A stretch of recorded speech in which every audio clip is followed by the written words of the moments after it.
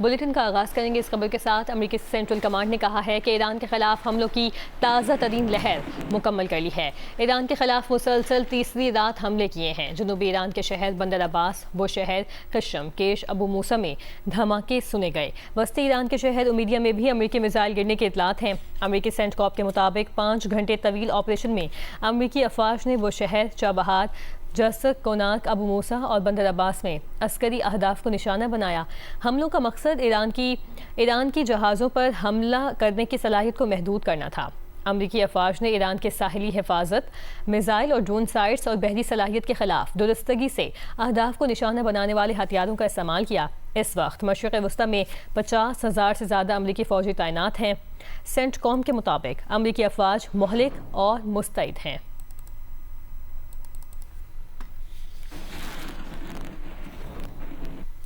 پاسداران انقلاب نے اعلان کیا ہے کہ آپریشن نصر 2 میں حملوں کی دوسری لہر مکمل کر لی گئی ہے۔ حملوں میں اسلحے کے متعدد ذخیرے، سیٹلائٹ کمیونیکیشن ہب اور بحرین میں امریکی افواج کے زیر استعمال رہائشی سہولیات کو نشانہ بنایا گیا ہے۔ ایرانی میڈیا کے مطابق ایران کے ڈرونز کے ذریعے کویت میں امریکی فوجی تنصیبات کو نشانہ بنایا گیا۔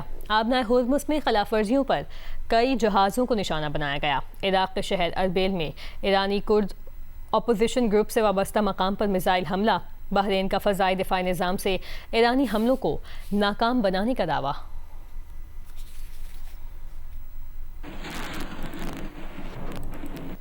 ایرانی پاسداران انقلاب کا کہنا ہے کہ آبنائے ہورمز میں خلاف ورزی کرنے والے 2 ٹینکرز کو نشانہ بنا کر ناکارہ بنا دیا گیا ہے۔ ٹینکرز نے وارننگ کو نظر انداز کیا، نیویگیشن سسٹمز بند کر کے بارودی سرنگوں والے راستے سے گزرنے کی کوشش کی۔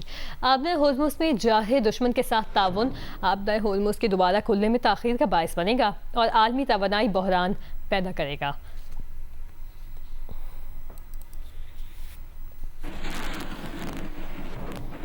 متحدہ عرب امارات کی وزارت دفاع کا کہنا ہے کہ آبنائے ہورمز میں 2 ایرانی کروز میزائلوں سے اس کے 2 ٹینکر جہازوں پر حملہ ہوا ہے۔ واقعہ عمانی علاقائی پانیوں میں پیش آیا۔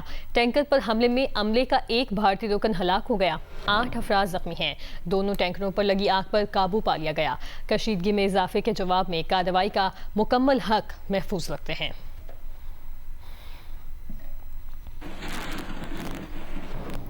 امریکی صدر ٹرمپ کا ایران پر آج پھر حملوں کا اعلان۔ کہا آبنائے ہورمز سے متعلق ایران کی صلاحیتوں کو نشانہ بنا رہے ہیں۔ وسطی ایران کے کوہ کولانگ غازلک کو نشانہ بنانے جا رہے ہیں۔ ایران مفاہمتی یادداشت ایک آزمائش تھی، ایران نے اس کی پاسداری نہیں کی۔ ایران سے ڈیل ممکن ہے، بمباری سے زیادہ ایران کی ناکہ بندی فائدہ مند ہے۔ ٹرمپ کا آبنائے ہورمز کی دوبارہ ناکہ بندی اور آبنائے ہورمز سے گزرنے والے تمام کارگو پر 20% کی شرح سے فیس لینے کا بھی اعلان۔ کہا آبنائے ہورمز میں جن ممالک کے تحفظ میں ہم مدد کر رہے ہیں وہ ہمیں اس کے اخراجات کی ادائیگی کریں۔ امریکہ کو آبنائے ہورمز کے محافظ کے نام سے جانا جائے گا۔ ناکہ بندی صرف ایرانی بحری جہازوں اور ان کے گاہکوں کو روکے گی۔ ایران کے علاوہ دیگر ملکوں کو آبنائے ہورمز آزادانہ استعمال کرنے کی مکمل اجازت ہوگی۔ امریکی سینٹ کام نے پاکستانی وقت کے مطابق 15 جولائی رات 1 بجے سے آبنائے ہورمز کی ناکہ بندی شروع کرنے کا اعلان کر دیا ہے۔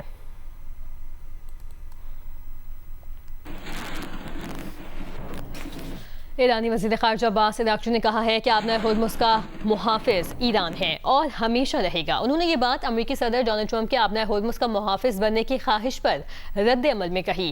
ایرانی وزیر خارجہ نے کہا کہ ٹرمپ بالکل درست کہہ رہے ہیں، جو بھی آبنائے ہورمز سے تجارتی جہازوں کو محفوظ اور پرامن گزرگاہ کی سہولت دیتا ہے اسے اس خدمت کا معاوضہ ملنا چاہیے، لیکن 20% بہت زیادہ ہے۔ ہم منصفانہ رویہ اختیار کریں گے۔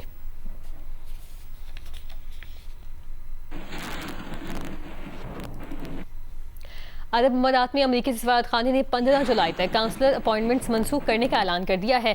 دبئی میں امریکی کونسل خانے میں بھی 15 جولائی تک کونسلر سروسز متاثر، علاقائی سیکیورٹی صورتحال کے باعث امریکی سفارت خانے کا فیصلہ۔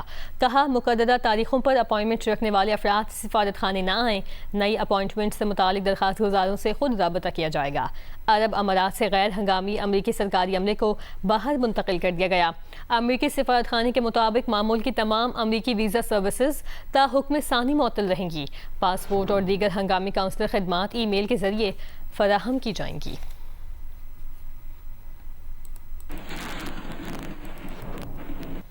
اقوام متحدہ میں پاکستان کے نائب مستقل مندوب عثمان جدون نے سعودی عرب پر یمنی حوثیوں کے بیلسٹک میزائل حملوں کی مذمت کی ہے اور سعودی عرب کے سلامتی خود مختاری علاقائی سالمیت کے لیے پاکستان کی مکمل حمایت کا اعادہ کیا ہے۔ مشرق وسطی کی صورتحال پر سلامتی کونسل کے ہنگامی اجلاس سے خطاب میں عثمان جدون نے کہا، پاکستان یمن کی خود مختاری، آزادی، اتحاد اور علاقائی سالمیت کی حمایت کرتا ہے۔ خطے میں بڑھتی کشیدگی کے خاتمے کے لیے مذاکرات، سفارتکاری اور تحمل کا راستہ اختیار کریں۔ مشرق وسطی میں جنگ کی چنگاری پھر بھڑکنے کے بعد بین الاقوامی مارکیٹ میں خام تیل کی قیمتوں میں اضافہ ہو گیا ہے۔ برنٹ خام تیل کی قیمت میں $1.68 کا اضافہ ہوا ہے۔ برنٹ کروڈ کی قیمت $85 فی بیرل تک پہنچ گئی۔ امریکی ویسٹ ٹیکساس انٹرمیڈیٹ کی قیمت تقریباً $80 فی بیرل ہو گئی ہے۔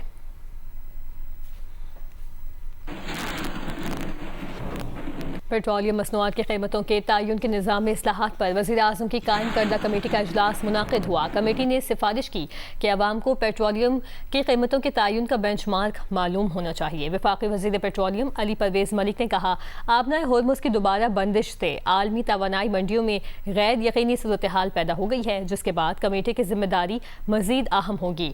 کمیٹی نے پیٹرولیم پرائس اسٹیبلائزیشن فنڈ کو ثوابدیدی فیصلوں سے پاک نظام کے تحت چلانے پر اتفاق کیا۔ تیل سپلائی چین کی ڈیجیٹلائزیشن پر اتفاق اور شفافیت بڑھانے پر زور دیا گیا۔ کمیٹی نے عالمی مارکیٹ کے تناظر میں پیٹرولیم قیمتوں کے تعین کے مختلف طریقہ کار کا جائزہ لیا گیا۔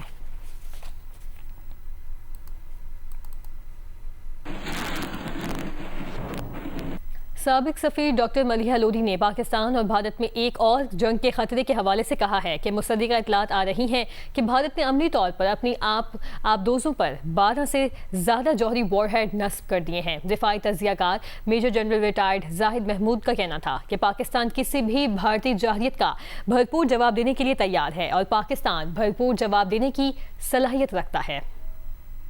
اب جو انڈیکیشنز اور رپورٹس آ رہی ہیں، کریڈیبل رپورٹس، وہ یہ ہیں اور وہ پاکستان کے لیے ایک ایمرجنگ اسٹریٹجک تھریٹ ہے، اور وہ یہ ہے کہ بھارت نے اب آپریشنلی ڈپلوائے کرنا شروع کر دیا ہے نیوکلیئر وار ہیڈز، اور کوئی 12 کے قریب شاید، یا اس سے زیادہ یا کم، مگر اس تعداد میں انہوں نے وہ ڈپلوائے کرنا شروع کر دیے ہیں آن دی سب مرینز۔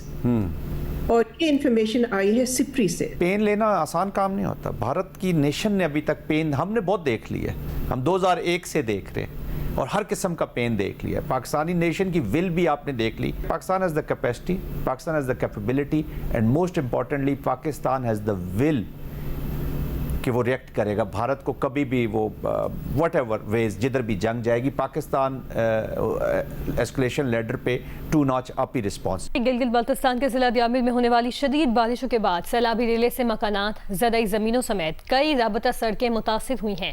مزید بتائیں گے جے نیوز کے نمائندے محمد علی خان۔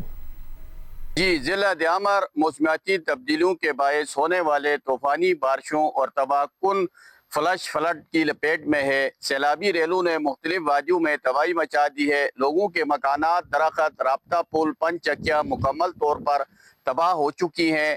وادی تھور، نیاٹ، کنبری، کنر، بٹوگا، داریل تانگیر میں سیلاب نے لوگوں کو شدید نقصان پہنچایا ہے۔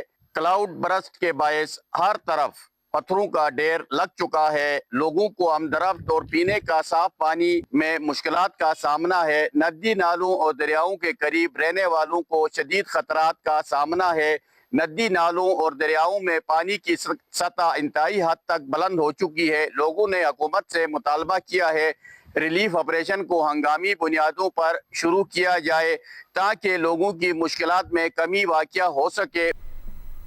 بہاولپور ریجن میں ہیٹ ویو کا سلسلہ جاری ہے۔ ہیٹ ویو کی وجہ سے ہیٹ اسٹروک کے مریضوں کی تعداد میں اضافہ ہو گیا ہے۔ مزید احوال بتائیں گے جے نیوز کے نمائندے امین عباسی۔ گزشتہ کئی ماہ سے بہاولپور ریجن میں ہیٹ ویو کا سلسلہ جاری ہے، خصوصاً بہاولپور شہر اور ضلع کی حدود میں۔ تو اس سیزن میں ابھی تک نہ بارش ہوئی ہے اور نہ ہی کوئی گرمی کی شدت میں کمی آئی ہے۔ ہیٹ ویو کی وجہ سے بہاول وکٹوریہ ہسپتال، جو کہ جنوبی پنجاب کا دوسرا بڑا ٹیچنگ ہاسپٹل ہے، یہاں پر ہیٹ سٹروک کے مریضوں کی تعداد میں بھی بہت زیادہ اضافہ ہو گیا ہے۔ ہسپتال کے ترجمان کے مطابق 20 مریض وہ ہیٹ سٹروک کے لائے جاتے ہیں، جن میں زیادہ تعداد بزرگوں کی ہے और उसके साथ नौजवान और बच्चे भी शामिल होते हैं। हीट स्ट्रोक की शिद्दत को कम करने के लिए ज़िलाई इंतज़ामिया हो, मकामी इंतज़ामिया या बहावल विक्टोरिया अस्पताल की एडमिनिस्ट्रेशन हो, इन्होंने ठंडे पानी के कैंप्स भी लगाए हैं ताकि लोग बर वक्त उनको ठंडा पानी मिल सके।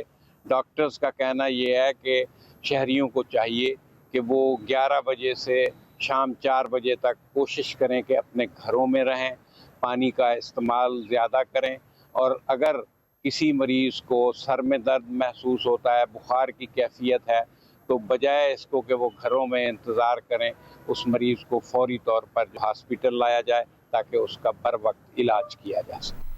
शुमाली वज़ीरिस्तान की ज़रख़ेज़ ज़मीन और साज़गार मौसम जदीद ज़रई ज़मीनों के लिए मौजू समझा जाता है, मगर किसानों का कहना है कि जदीद तहक़ीक़, बीमारियों से बचाव और तकनीकी रहनुमाई के बगैर बेहतर पैदावार का ख्वाब अभी अधूरा है। मलिक हबीब की ये रिपोर्ट। शुमाली वज़ीरिस्तान में ज़राअत का दायरा कार आहिस्ता आहिस्ता वसी हो रहा है। नौजवान भी इस शोबे में दिलचस्पी ले रहे हैं, लेकिन काश्तकारों के मुताबिक जदीद ज़री मालूमात और माहिरीन के रहनुमाई न होने से फसलों को मुख्तलिफ बीमारियों का सामना है। हमें जदीद ज़री मालूमात की ज़रूरत है। मुतालबा करते हैं कि हमें इसके लिए ट्रेनिंग की बंदोबस्त करे। दूसरी जानिब महकमा ज़राअत का कहना है कि दस्तियाब वसाइल के मुताबिक किसानों की मुआवनत और जदीद तरीका काश्त के फ़रोग़ के लिए इक़दामात जारी हैं। हमारा महकमा दस्तियाब वसाइल के मुताबिक किसानों को ज़री सामान और जदीद साइंसी मालूमात फराहम करता है। इस सिलसिले में हमने अभी वाकिंग टनल और वर्टिकल का सामान किसानों में तकसीम किया है। शुमाली वज़ीरिस्तान में नौजवान अब ज़राअत की जानिब राग़िब हो रहे हैं, मगर जदीद ज़री तहक़ीक़ और तकनीकी रहनुमाई से महरूम है। किसानों का मुतालबा है कि उन्हें भी जदीद ज़री मालूमात और तरबियत तक रसाई दी जाए। मलिक हबीब, जियो न्यूज़, शुमाली वज़ीरिस्तान। बलूचिस्तान के इलाके माशकिल में गुज़श्ता रोज़ दहशतगर्दी का निशाना बनने वाले 3 अफराद का ताल्लुक सियालकोट और नारोवाल से था, जो गुज़श्ता कई सालों से हजाम की दुकान पर काम कर रहे थे। ज़िला वाश के इलाके माशकिल में दहशतगर्दों के हाथों शहीद होने वाले कदीर का ताल्लुक सियालकोट के इलाके बुढ़ियाना से था। शहीद हसन का ताल्लुक सियालकोट के इलाके पसरूर, जबकि मोहसिन का ताल्लुक नारोवाल के इलाके गाजीवाल से था।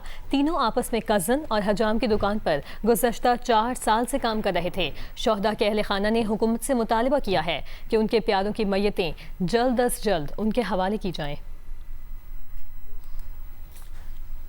ताइक्वांडो इंटरनेशनल मुकाबलों में मुतादिद गोल्ड मेडल्स जीतने वाली तैयबा अशरफ और सुम्बुल फातिमा की थाईलैंड में होने वाली इंटरनेशनल इवेंट के लिए तैयारियां मुकम्मल हैं, लेकिन उन्हें स्पॉन्सर की तलाश है। गुज़श्ता साल इस इवेंट में दोनों ने मजमूई तौर पर 5 गोल्ड और 1 सिल्वर मेडल जीता था। तैयबा अशरफ और सुम्बुल फातिमा कई इंटरनेशनल मुकाबलों में सब्ज़ हिलाली परचम बुलंद कर चुकी हैं और आइंदा के लिए पुरअज़्म हैं। दोनों खिलाड़ी थाईलैंड में होने वाले इंटरनेशनल इवेंट के लिए लाहौर में भरपूर ट्रेनिंग कर रही हैं। उनका कहना है कि गुज़श्ता साल इस इवेंट में 5 गोल्ड मेडल और 1 सिल्वर मेडल जीता था।